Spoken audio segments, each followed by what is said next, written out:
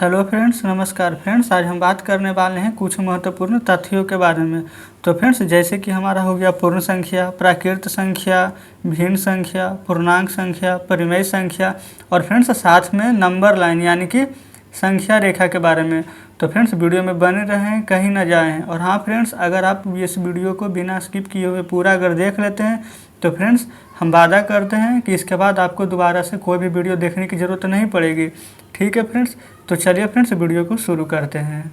तो देख लीजिए फ्रेंड्स, आपके सामने हम कुछ महत्वपूर्ण तथ्य पहले से ही लिख लिए ताकि आपका समय बर्बाद ना हो। ठीक है, यहाँ पर सिर्फ हम एग्जाम्पल देते चलेंगे और आप समझते चलिएगा। तो यहाँ पर सबसे पहले देख लीजिए, हमें ये जानना है कि पूर्ण संख्या क्या है।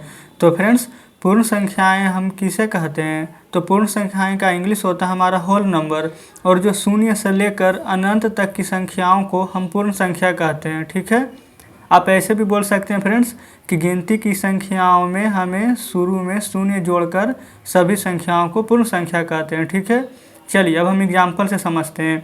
एग्जाम्पल इसका क्या हो सकता है? शून्य से शुरू हो यानी कि फ्रेंड्स शून्य और उसके बाद अनंत तक जाए, या फिर आप ये कह सकते हैं कि गिनती की संख्या। तो गिनती की संख्या क्या हो जाएगी हमारी? 1, 2, 3, 4 और ऐसे करके आप अनंत तक जा सकते हैं। तो फ्रेंड्स उम्मीद करते हैं ये पूर्ण संख्याएं आप अच्छी तरह से समझ गए होंगे। तो चलिए अब हम आते हैं प्राकृत संख्या में। फ्रेंड्स, प्राकृत संख्या क्या होती है, किसे कहते हैं? तो यहाँ पर देख लीजिए, इसका इंग्लिश होता है हमारा नेचुरल नंबर, और गिनती की संख्याओं को हम प्राकृत संख्या कहते हैं। यहाँ तक तो कोई दिक्कत नहीं है। अभी हम जस्ट आपको बताए हैं कि गिनती की संख्या को, तो गिनती की संख्या क्या हो जाएगी हमारी? 1, 2, 3, 4 ऐसे करके अनंत तक चली जाएगी। पूर्ण संख्या में क्या कीजिएगा, आप गिनती की संख्या से एक पहले के शून्य लगा देना है तो हमारी पूर्ण संख्या हो जाएगी। और प्राकृत में आपको शून्य नहीं लगाना है, 1 से शुरू करके अनंत तक चले जाना है। ठीक है, चलिए अब हम तीसरे नंबर की ओर बढ़ रहे हैं। देख लीजिए फ्रेंड्स, तीसरे नंबर में है हमारा भिन्न संख्या। फ्रेंड्स यहाँ पर देख लीजिए, हम भूल गए थे इसका अंग्रेजी लिखना। भिन्न संख्या को इंग्लिश में हम कहते हैं फ्रैक्शन नंबर। ठीक है, तो इसमें क्या होता है, जो बट्टे की संख्याएं होती है भिन्न में, वो हमारी भिन्न संख्या कहलाती है। ठीक है फ्रेंड्स, तो चलिए हम इसका भी आपको एग्जाम्पल देते हैं। इसे फ्रेंड्स आप 2/3, आप चाहें तो 3/200, 4/1 या फिर सिर्फ 5 ऐसे करके आप इसमें भी बहुत सी संख्याएं अपने मन से मान सकते हैं। ठीक है फ्रेंड्स, आप इतना याद रखिए कि जो संख्या हमारी बट्टे में होगी वो हमारी भिन्न संख्या होगी। ठीक है, चलिए उसके बाद हमारा है पूर्णांक। फ्रेंड्स, पूर्णांक को हम इंग्लिश में बोलते हैं इंटीजर। ठीक है, अब देख लीजिए इसका परिभाषा क्या है। पूर्ण संख्याओं के साथ ऋणात्मक संख्याओं का संग्रह हमारा पूर्णांक कहलाता है। ठीक है फ्रेंड्स, तो चलिए इसको हम एग्जाम्पल के थ्रू समझते हैं। इसका फ्रेंड्स एग्जाम्पल कुछ इस तरह हो जाएगा। सबसे पहले यहाँ पर आप समझने का प्रयास करें कि यहाँ पर लिखा हुआ है पूर्ण संख्याओं के साथ। सबसे पहले फ्रेंड्स आप यहाँ पर समझने का प्रयास करें, यहाँ पर लिखा हुआ है पूर्ण संख्याओं के साथ ऋणात्मक संख्या। तो पूर्ण संख्या आपको हम क्या बताएं, जो 0 से शुरू हो और अनंत तक जाए। तो यहाँ पर लिख दीजिए 0, 1, 2, 3 ऐसे करके ये अनंत तक चली जाएगी हमारी। ठीक है, लेकिन साथ में यहाँ पर कह रहा है ऋणात्मक संख्या। ऋणात्मक संख्या क्या हो जाएगी, 0 के पहले हो जाएगा हमारा -1, हो जाएगा -2, हो जाएगा -3 और ऐसे कर करके ये भी अनंत तक चली जाए। ठीक है फ्रेंड्स, यानी कि जो अनंत में माइनस से हमारी शुरू हो और अनंत को प्लस तक जाए। कहने का मतलब है कि -इन्फिनिटी से +इन्फिनिटी तक जो संख्याएँ जाएगी वो हमारी पूर्णांक संख्या होगी। ठीक है, चलिए अब हम 5वें नंबर की ओर आते हैं। देखिए 5वें नंबर संख्या क्या कर रही है हमारी, परिमेय संख्या। तो यहाँ पर फ्रेंड्स हम लिख दिए हैं कि जो हमारी संख्या P/Q के रूप में लिखा जाए उसे हम परिमेय संख्या कहेंगे, और वो हमारा Q is not equal to 0 हो। तो कहने का मतलब क्या है, वो भी हम अभी एग्जाम्पल से समझते हैं। उससे पहले फ्रेंड्स आपको ये जानना जरूरी है कि परिमेय संख्या कैसे बनी है। तो चलिए पहले हम आपको वो समझाते हैं। देख लीजिए यहाँ पर हम आपको लिख कर दिखाते हैं।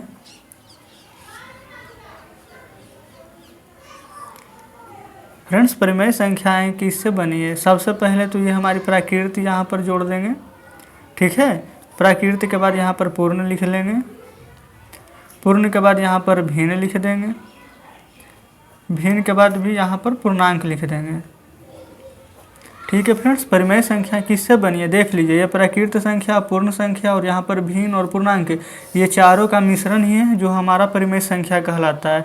अब जब हम इसको में एग्जाम्पल देंगे तो आप अच्छी तरह से समझ पाएंगे। तो चलिए इसका एग्जाम्पल भी यहाँ पर लिखते हैं। ठीक है फ्रेंड्स, देख लीजिए इसका एग्जाम्पल हम दे देते हैं। जैसे ले लेते हैं अपने मन से -4, -3, -2, -1, फिर इसके बाद में ले लेते हैं प्लस में 0 हो जाएगा, 1, 2, 3, उसके बाद में ले लेते हैं 1/2, 2/4, 5/6। ठीक है फ्रेंड्स, अब देखिए हम आपको क्या समझाने का प्रयास कर रहे हैं।